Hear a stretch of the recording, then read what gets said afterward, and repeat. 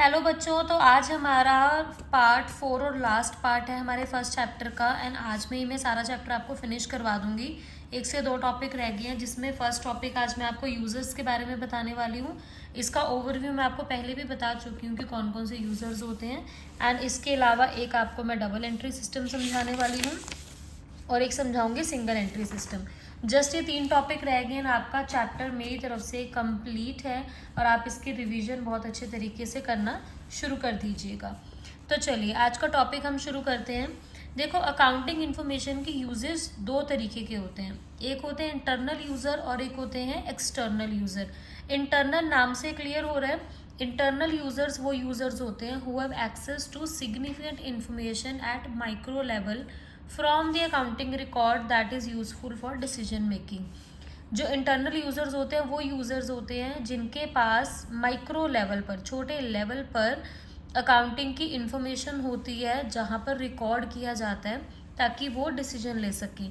Basically इसमें 2 लोग ही आते हैं। एक आता है मालिक, ओनर, जो कंपनी का ओनर है, जिसने पैसा लगा रखा है, जो सारा का सारा रिस्क ले रहा है, रिवॉर्ड भी ले रहा है, तो वो आएगा इंटरनल यूज़र। और इसको अकाउंटिंग इन्फॉर्मेशन की ज़रूरत पड़ती है ये जानने के लिए कि इसका जो बिजनेस में पैसा लगा है वो कहाँ पे लगा है।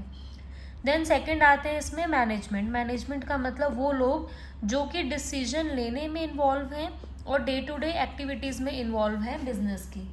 तो इन लोगों को भी अकाउंटिंग इन्फॉर्मेशन की ज़रूरत पड़ती है ताकि टाइम टू टाइम ये लोग बेटर डिसीजंस ले पाएँ बिजनेस के लिए। नाउ हम चलते हैं हमारे एक्सटर्नल यूज़र्स की तरफ। एक्सटर्नल यूज़र्स में टोटल 6-7 यूज़र्स आते हैं एंड इन सभी यूज़र्स की मैं आपको डिटेल इन्फॉर्मेशन देती हूँ।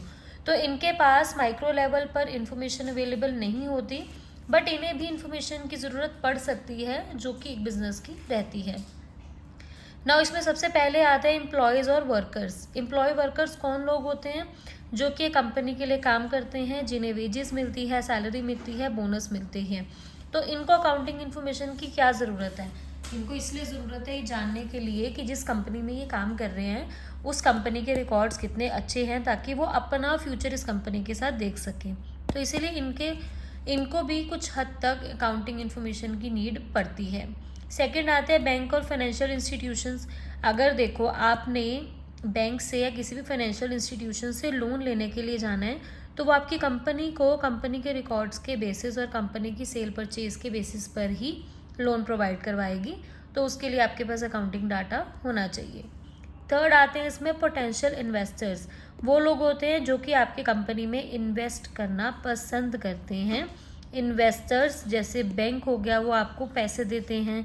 एडिशनली अगर आप फंड्स उठाने के लिए जाते हैं इन्वेस्टर्स के पास, तो वो भी इसी में ही आते हैं। उनके पास भी प्रॉपर रिकॉर्ड होगा आपकी कंपनी का, तो ही वो आपकी कंपनी में इन्वेस्ट करने के बारे में सोच सकेंगे। सो आई होप आपको यहाँ तक क्लियर हो रहा है। जहाँ पर भी आपको लगे कि ओवर जा रहा है टॉपिक, तो आप 2 मिनट का वेट लेकर, 2 मिनट का पॉज लेकर देन आप अपने नेक्स्ट टॉपिक की तरफ जाएंगे। फोर्थ इसमें आते हैं क्रेडिटर्स। क्रेडिटर्स वो होते हैं जो कि आपको गुड्स सप्लाई करते हैं क्रेडिट पर। मतलब वो लोग होते हैं जो आपको उधार में माल देते हैं। तो वो आपको उधार में तभी माल देंगे ना जब उन्हें पता होगा कि आपकी कंपनी इस पोजीशन में है या नहीं कि वो उनके मनी रिटर्न कर पाएगी। देन फिफ्थ पे आते हैं हमारे पास गवर्नमेंट एंड इट्स अथॉरिटीज़। बहुत सारी गवर्नमेंट और अथॉरिटीज़ हैं जो कि अकाउंटिंग इन्फॉर्मेशन का यूज़ करती है to arrive at various statistics which enable policy decision. ताकि जो बड़ी बड़ी कंपनीज़ हैं वो किस तरीके से वर्क कर रही हैं, किन किन चीज़ों की उनकी ज़रूरत पड़ रही है, ताकि उस अकॉर्डिंग जो गवर्नमेंट है वो बेटर डिसीजंस ले पाए और ये डिसीजंस ले पाए कि कैसे वो अपनी कंट्री के लोगों की इनकम को बढ़ा सकते हैं।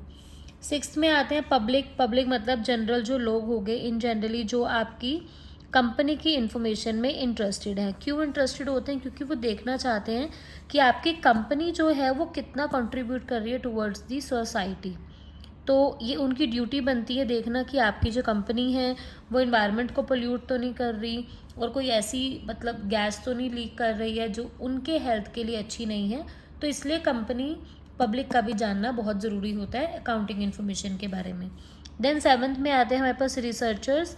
रिसर्चर्स और वो लोग होते हैं या ऑर्गेनाइजेशंस होती हैं जो कि आपकी अकाउंटिंग इन्फॉर्मेशन का यूज़ करती है रिसर्च करने के लिए। अकाउंटिंग प्रैक्टिसेस के ऊपर अलग अलग तरीके की रिसर्च में ये लोग यूज़ करते हैं।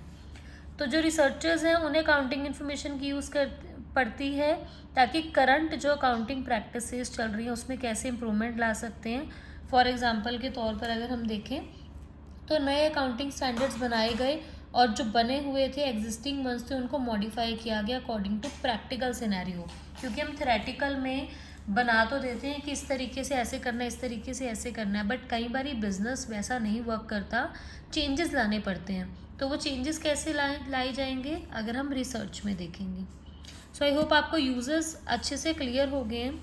नेक्स्ट हमारे पास इसमें टॉपिक आता है सिस्टम ऑफ अकाउंटिंग। ये अकाउंटिंग करने के लिए हमारे पास क्या सिस्टम है। देखिए 2 सिस्टम है हमारे पास। अभी बेसिकली इस बुक में तो आपका डबल एंट्री सिस्टम आएगा, बट मैं आपको सिंगल भी साथ में ही एक्सप्लेन कर देती हूँ। डबल एंट्री सिस्टम है और सिंगल एंट्री सिस्टम है। डबल एंट्री में नाम से आपको क्लियर हो रहा है कि 2 जगह पर एंट्री डाली जाएगी। 2 जगह पर कैसी एंट्री डाली जाएगी, मैं आपको दोनों चीज़ें बताती हूँ। देखो, डबल एंट्री सिस्टम एक ऐसा सिस्टम है अकाउंटिंग का जो रिकॉग्नाइज करता है और रिकॉर्ड करता है दोनों एस्पेक्ट्स को, डेबिट साइड भी और क्रेडिट साइड भी, एक फाइनेंशियल ट्रांजैक्शन की।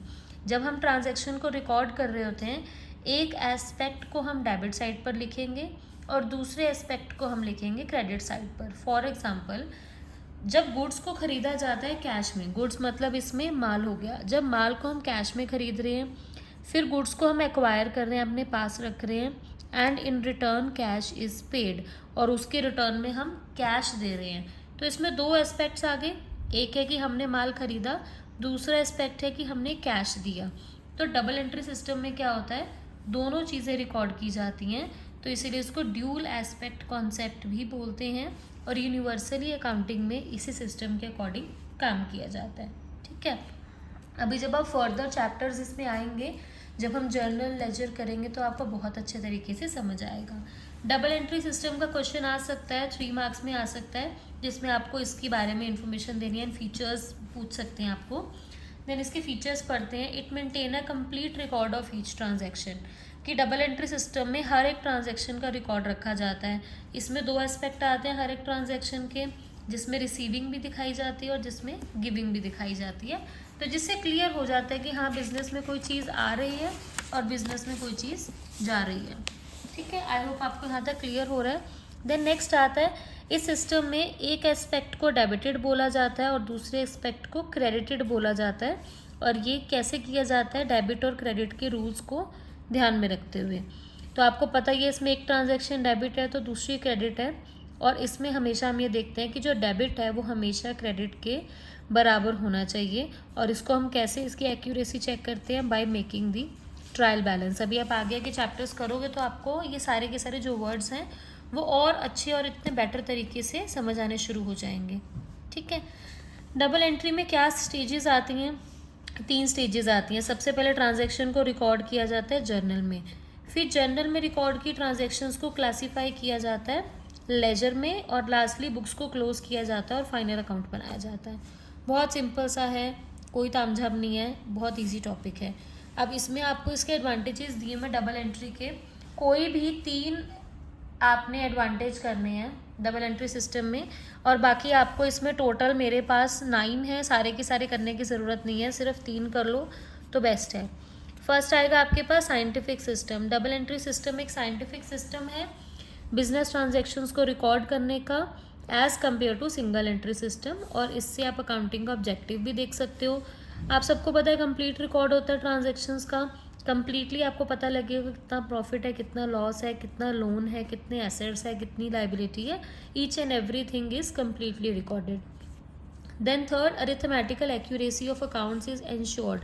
इस सिस्टम में जो अकाउंटिंग की अरिथमेटिकल एक्यूरेसी है, मतलब मैथमेटिकल जो एक्यूरेसी है, वो बहुत अच्छी आती है ट्रायल बैलेंस से। इससे आप प्रॉफिट लॉस निकाल सकते हो, फाइनेंशियल पोजीशन निकाल सकते हो, और detail for purpose of control, मतलब कि ये सिस्टम में अकाउंट्स को मेंटेन करते हैं इतनी डिटेल में कि इससे जो इन्फॉर्मेशन है वो यूज़ की जा सकती है किसी भी चीज़ में कंट्रोल लाने के लिए। नाउ इसमें 6th आएगा कंपैरेटिव स्टडीज़ पॉसिबल। अब देखो, अब हम हर साल के रिकॉर्ड्स मेंटेन कर रहे हैं, तो जाहिर सी बात है कि हम इसमें कंपैरेटिव स्टडी भी कर पाएंगे। और मैनेजमेंट को भी हेल्प मिलेगी डिसीजन लेने में, और फ्रॉड्स और मिस अप्रोप्रिएशंस बहुत इजीली निकल जाएंगे, क्योंकि डबल एंट्री सिस्टम का फ़ायदा यही होता है कि अगर एक साइड ज़्यादा है दूसरी साइड कम है, इसका मतलब कहीं ना कहीं घपला हुआ है, तो वो पता लग जाता है। तो फ्रॉड के और मिस अप्रोप्रिएशन के चांसेस बहुत कम हो जाते हैं। सो डबल एंट्री सिस्टम का जो क्वेश्चन है वो काफ़ी बार आ रखा है एग्जाम में, इंपॉर्टेंट टॉपिक है, तो माइंड में ज़रूर रखना। सिंगल एंट्री सिस्टम का कोई क्वेश्चन नहीं आता, बट कॉन्सेप्ट क्लियर करने के लिए मैं आपको समझा रही हूँ ताकि आपको क्लियर रहना चाहिए। सो सिंगल एंट्री सिस्टम, जिसको हम अकाउंट फ्रॉम इनकम्प्लीट रिकॉर्ड भी बोलते हैं, इसमें आती है ट्रांजेक्शन्स को रिकॉर्ड करना इन बुक्स, पर ये इनकम्प्लीट होता है। जैसे डबल एंट्री सिस्टम की तरह ये पूरा कंप्लीट नहीं होता। इस सिस्टम में क्या है, सभी ट्रांजेक्शन्स को हम डबल एंट्री की तरह नहीं फिल करते। कुछ ट्रांजेक्शन्स ऐसी होती हैं जिसमें दोनों एस्पेक्ट्स रिकॉर्ड होते हैं, बट कुछ में एक एस्पेक्ट रिकॉर्ड होता है और कुछ ट्रांजेक्शन में बिल्कुल भी नहीं रिकॉर्ड होता। तो इसमें क्या है, सारे के सारे अकाउंट्स मेंटेन करने की बजाय सिर्फ लोग क्या करते हैं, एक पर्सनल और एक कैश बुक अकाउंट बनाते हैं इस सिस्टम में, जिसमें बस वो ये देख लेते हैं कि पर्सनल अकाउंट में कितनी चीज़ें आ रही है, कितनी चीज़ें जा रही हैं, एंड कैश बुक में देख लेते हैं कितना कैश आ रहा है, कितना कैश जा रहा है। उसके अलावा उन्हें कोई लेना देना नहीं है। और इस सिस्टम से जो भी इंफॉर्मेशन या अकाउंट्स बनते हैं वो इनकम्प्लीट होते हैं, अनसिस्टमेटिक होते हैं, और रिलायबल तो बिल्कुल भी नहीं होते कि जिसके ऊपर रिलाई करके मैनेजमेंट कोई डिसीजन ले पाए, क्योंकि सारी ट्रांजैक्शंस इस सिस्टम में नहीं रिकॉर्ड होती जैसे डबल एंट्री सिस्टम में होता है। और इसमें ट्रायल बैलेंस भी नहीं बनता। ट्रायल बैलेंस नहीं बनेगा तो दोनों का बैलेंस कैसे पता लगेगा कि कौन सी साइड ज़्यादा सही है कौन सी नहीं है, जिसकी वजह से प्रॉफिट एंड लॉस अकाउंट और बैलेंस शीट भी इसमें नहीं बनाई जाती। तो बहुत सारी चीज़ें नहीं बनती, इसमें सिर्फ दो ही अकाउंट बनते हैं, पर्सनल और कैश बुक अकाउंट।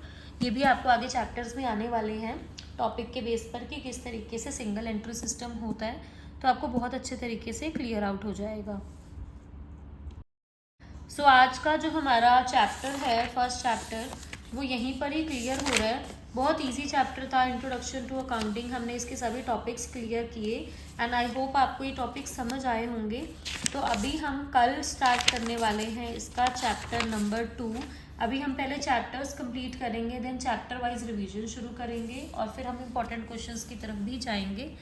तो कल हम शुरू कर रहे हैं बेसिक अकाउंटिंग टर्म्स। एंड अगर आपको मेरा एक्सप्लेनेशन अच्छा लगता है देन आप मेरे चैनल को सब्सक्राइब कीजिएगा, ताकि डेली जो हम न्यू वीडियोस लेकर आ रहे हैं उसकी नोटिफिकेशन आप तक आती रहे।